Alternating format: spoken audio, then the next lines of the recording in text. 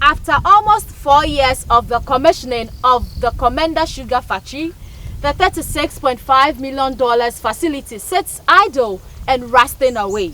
Government has indicated that Park Agrotech Company has been identified as the strategic investor to start the full operationalization of the facility. The factory, which was put up from an Indian Exim Bank facility, was inaugurated by the then President John Dramani Mahama in 2016 amidst pomp and pageantry.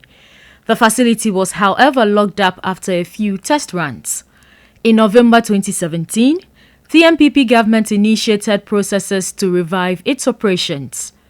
The Minister for Trade and Industry, Alan Tremanten, addressing Parliament on June 3, 2020, said the technical partners of Park Agrotech will begin a comprehensive program to bring the factory back to life as soon as the restrictions on foreign travels arising from the COVID-19 pandemic is lifted after all the necessary and relevant protocols and approvals have been secured.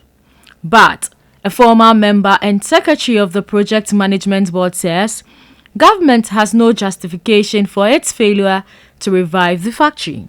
If the government is really determined to ensure that the factory runs, I'm telling you that they could do arrangements for the investor to come and work. Because per my information, the Park Agrotech Ghana Limited is working in Ghana.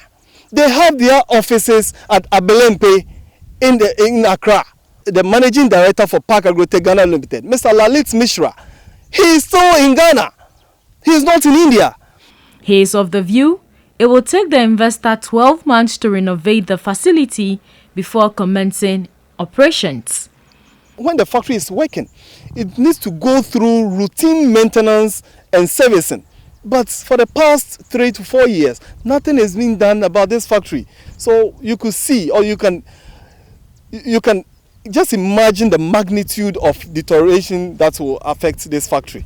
Part of the loan agreement was for the country to commence repayment after the factory had been operational for 5 years. But is this feasible? By October 2021, we must start servicing that loan. And how are we going to do so? If the factory is running, the proceeds or the dividends from the factory will pay itself.